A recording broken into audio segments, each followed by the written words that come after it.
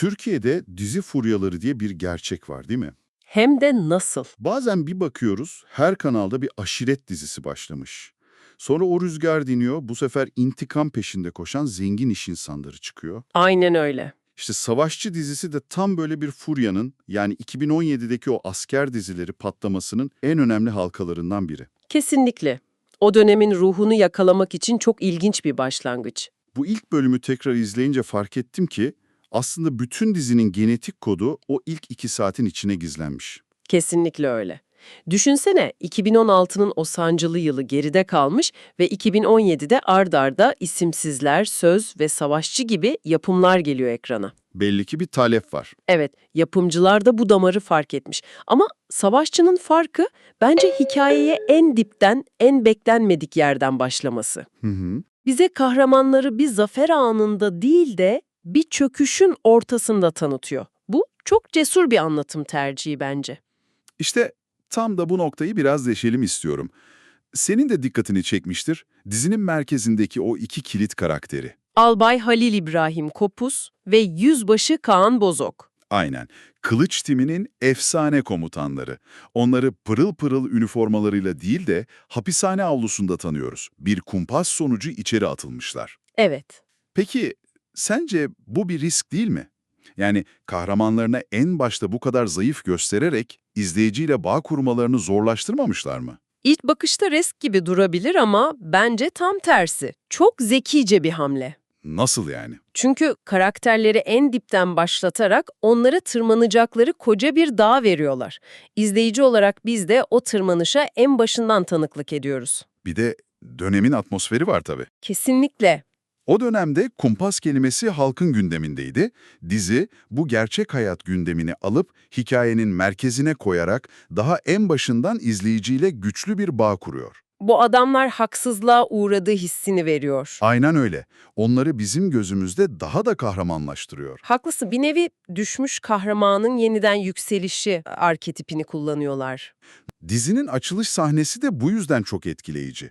Bizi önce bu hapishane gerçeğiyle değil de tam tersi timin en parlak olduğu bir anla tanıştırıyor. O meşhur goy goy sahnesi. Evet, Üsteğmen Serdar Türkmen bir kızın yemek fotoğrafını beğenmesi üzerine kendi teorisini anlatıyor. O teori unutulmaz.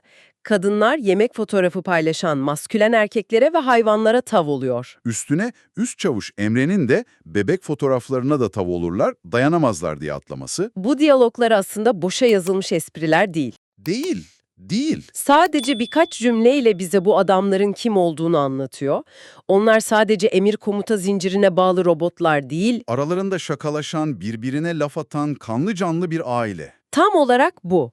Ve bu aileyi bize tanıttıktan saniyeler sonra paramparça ediyorlar. Evet, o neşeli anlar Yüzbaşı Kaan'ın konvoyu koruyacağız, çatışma çıkabilir briefingiyle bitiyor. Ve kendimizi bir anda bir kabusun içinde buluyoruz. Tim yola çıkıyor, engebeli arazide ilerlerken Serdar hala pasta muhabbeti yapıyor. Ve sonra o patlama. Yola döşenmiş bir bomba, pusu, çatışma, her şey o kadar hızlı gelişiyor ki Ve en vurucu an. bombanın şokuyla kontrolünü kaybeden Kaan'ın kolundan vurulmasına rağmen Serdar diye izleyici olarak o an mahvoluyorsun. daha yeni sevdiğin, esprisine güldüğün karakter gözlerinin önünde şehit oluyor. Tam bu nasıl başlangıç derken Yüzbaşı Kaan gözlerini açıyor ve biz aslında tüm bu cehennemin onun hapishanedeki bir rüyası olduğunu anlıyoruz. Şimdi bu her şey rüyaymış tekniği bazen ucuz bir numara gibi görülebilir. Evet, izleyiciyi kandırmak gibi. Ama sence burada işe yaramış mı? Bu rüya sahnesi hikayeye ne katıyor? Bence burada çok doğru bir amaç için kullanılmış. Amaç izleyiciyi kandırmak değil, Kaan'ın ruhunun derinliklerine indirmek. Bu rüya onun en büyük korkusunu kelimeler olmadan bize gösteriyor, sorumluluğu altındaki adamları kaybetme korkusunu. Omuzlarındaki yükü anlıyoruz. Aynen, bir komutan olarak en büyük travmasının ne olduğunu daha tek bir gerçek aksiyon sahnesi izlemeden öğrenmiş oluyoruz. Bu, karakteri en başından derinleştiren çok etkili bir yöntem. Rüyanın içindeki o kaybetme korkusundan hapishanedeki somut tehlikeye de çok hızlı bir geçiş yapıyoruz. Evet, anında. Kaan uyanır uyanmaz bir asker yanına gelip fısıldıyor. Albayın peşine 4 kişi takılmış. Dolu olabilirler. Albayı kesiyorlar. Ve o anda Albay Halil İbrahim'i avluda, sanki dünyada hiçbir sorun yokmuş gibi sakince kitabını okurken görüyoruz. Bu tezat çok çarpıcı. O sahne karakterleri o kadar iyi özetliyor ki. Kesinlikle. İki adam albaya yaklaşıyor, laf atıyorlar, kitabını yere fırlatıp "Ne o albay, karşı koymayacak mısın?" diye kışkırtıyorlar. Albayın tepkisine zerre kadar umursamıyor. Sakince eğilip kitabını alıyor, tozunu siliyor. Onun gücünün fiziksel olmadığını, iradesinden ve sarsılmaz sakinliğinden geldiğini anlıyoruz. O bir stratejist. Provokasyona gelmeyecek kadar akıllı ve kontrollü. Tam da o noktada adamlardan biri şiş çıkarıp "Yolun sonu albay" dediği anda arkasında Kaan beliriyor. Ve işi bitiriyor. Albay tek bir yumruk bile atmadan içeri doğru sakince yürürken, Kaan arkada o 4 kişiyi de sessizce ve son derece profesyonel bir şekilde etkisiz hale getiriyor. Bu ikilinin dinamiğini tek bir sahnede çözmüş oluyoruz. Biri beyin, diğeri kas. Biri akıl, diğeri güç ama birbirlerini mükemmel şekilde tamamlıyorlar. Doğru? Ve sahnenin sonundaki o kilit soru aslında tüm kumpasın boyutunu gözler önüne seriyor. Albay soruyor, içerideki birisini, hele ki özel kuvvetler personelini kim neden öldürmek istesin ki? Bu basit bir husumet değil, dışarıdan yönetilen bir şey. Aynen, onları tamamen susturmayı hedefleyen çok daha büyük bir operasyonun parçası olduklarını anlıyorlar. Onlar içeride bu mikrokozmosta hayatta kalmaya çalışırken, dışarıdaki dünya yani bütün ülke bir kaosun içine sürükleniyor. Sahne, Kaan'ın ailesinin evine, annesi ve kız kardeşinin 15 Temmuz gecesi televizyonda olan biteni dehşet içinde izlediği ana geçiyor. Annesinin o paniği, abini arayalım, cezaevini arayalım, çığlıkları çok gerçekçiydi. Bu dizinin en bilinçli tercihlerinden biri bence. Fiktif bir kahramanlık hikayesini alıp, ülkenin yaşadığı çok gerçek bir travmanın tam ortasına yerleştiriyor. Gardiyan albaya olan biteni anlattığında dışarıdan "Çıkartın bizi buradan" diye bağıran mahkumları sakinleştiren yine albay oluyor. Ve o an ağzından dökülen cümle... Aslında karakterin tüm ahlaki duruşunu özetliyor. Kendi halkına ateş eden asker değil, ancak ve ancak teröristtir. Bu net tavır onun vatan sevgisini ve prensiplerini sorgulanamaz kılıyor. Ve bu kaos onlar için bir son değil, yeni bir başlangıcın kapısını aralıyor. Albayı cezaevi müdürünün odasında gizli bir görüşmede görüyoruz. Görüştüğü kişi ülkenin durumunun ne kadar kritik olduğunu anlatıyor ve o hayati görevi veriyor. Buradan çıkın ve o çekirdek birliğinizi, kılıç timini yeniden kurun. Bu bir af değil, bir görev emri. Aynen. Ama albayın bu teklifi kabul etme şekli onun nasıl bir lider olduğunu bize bir kez daha gösteriyor. Yüzünde bir sevinç yok, bir ciddiyet var. Ve tek bir şart koşuyor. Sadece kendisi ve Kaan değil, kumpasla meslekten ihraç edilen tüm adamlarının da göreve iade edilmesini istiyor. Karşısındaki kişi onların durumu farklı diye itiraz edince de restini çekiyor. Onları burada bırakamam. Ya bu şartlar kabul edilir ya da ben yokum. Bu inanılmaz bir liderlik örneği. Kendi kurtuluşunu değil, ekibinin onurunu düşünüyor. Hı. Ve şartı kabul ediliyor. Hapisten çıktıkları anki manzara da çok etkileyici. Yıkılmış askeri araçlar, yanmış konteynerler, ellerinde bayraklarla yürüyen insanlar. Tam bir savaş sonrası manzarası. Kaan'ın evine döndüğü o an ise tüm bu kaosun ortasında sıcacık bir an. Annesi mutfakta pirinç ayıklarken, pirinç mi alıyoruz taş mı belli değil diye söyleniyor. Kaan belirip "Ben öyle de yerim" diyerek annesine sarılıyor. O anneyi sakinleştirme çabası, kaçmadım anne demesi çok insani anlar. Ama Kaan için asıl yüzleşme odasına girdiğinde başlıyor. Madalyalarının olduğu köşede babasıyla bir inşaatta çekilmiş eski bir fotoğrafa gözü takılıyor. Ve o an dizinin en sert, en travmatik sahnesine bir flashback'e gidiyoruz. Bu sahne Kaan karakterinin adeta doğum anı. Gerçekten çok sarsıcı. Küçük bir çocuk olan Kaan, babasının çalıştığı inşaat şantiyesinde. Babasından ısrarla onu kepçenin içine bindirmesini istiyor. O kadar masum, o kadar çocuksu bir an ki. Baba Sudara onu kırmıyor, kepçenin içine bindirip havaya kaldırıyor. Tam o sırada Tepegöz kodlu terörist ve adamları şantiyeyi basıyor.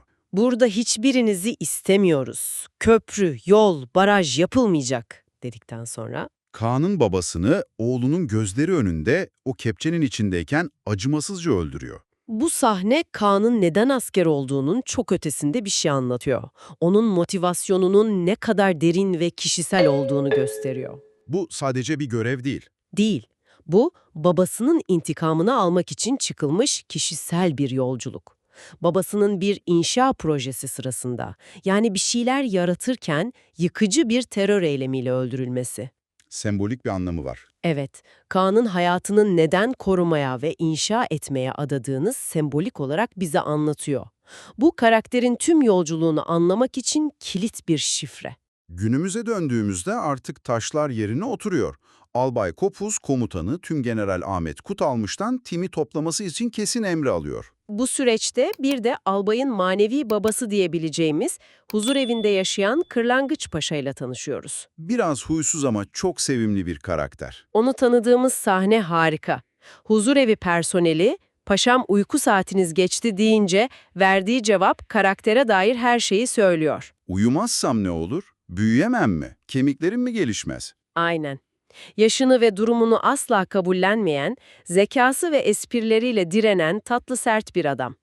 Dizinin ilerleyen bölümlerinde de Tim'in akıl hocası olacak. Ve artık dağılmış kılıç timini yeniden bir araya getirme vakti geliyor. Albayın emriyle Kaan yola çıkıyor. İlk durakları Tim'in en tecrübeli isimlerinden Assubay Başçavuş Bayram Bayat. Onu çok kötü bir durumda, neredeyse intiharın eşiğinde buluyorlar.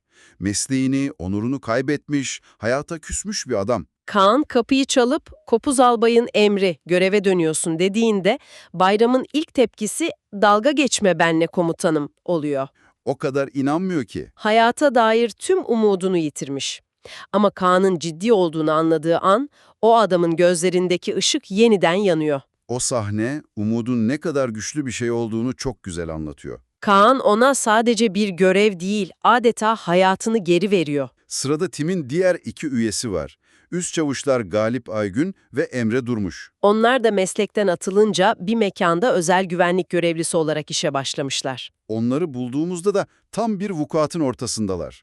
Bir zengin züppesini ve korumalarını bir güzel benzetmişler. Yeteneklerini yanlış yerde kullanıyorlar resmen. Tam o arbedenin ortasında Kaan çıka geliyor ve onlara da aynı net emri veriyor. İçtima var. Kopuz albayın emri, gecikmeyin. O an ikisinin de yüzündeki o şaşkınlık ve sevinç ifadesi her şeye değer. Hepsi birer birer küllerinden yeniden doğuyor. Ait oldukları yere, ait oldukları ailenin yanına dönüyorlar. Aynen öyle. Böylece ilk bölümün sonunda dağılmış, onurları kırılmış, hayatları ellerinden alınmış bu adamlar yeniden bir araya geliyorlar. Hı hı. Yüzbaşı Kaan'ın komutasında ilk sınır ötesi operasyonları için hazırlanıyorlar. Aslında dizinin hikayesi tam da bu noktada şimdi başlıyor. Doğru. Bu ilk bölümle karakterlerin kim olduğunu, ne gibi travmalar yaşadıklarını ve onları bu yolda nelerin beklediğini anlamış olduk. Bizleri Facebook, YouTube, Instagram ve Twitter'dan takip etmeyi unutmayın. 4 sosyal medya platformunda da destekleriniz bizler için çok ama çok kıymetli. Desteklerinizi bekliyoruz. Başka bir içerikte görüşebilmek ümidiyle kendinize iyi bakın, Ekran Rehberi YouTube kanalından ayrılmayın, hoşça kalın. İyi günler.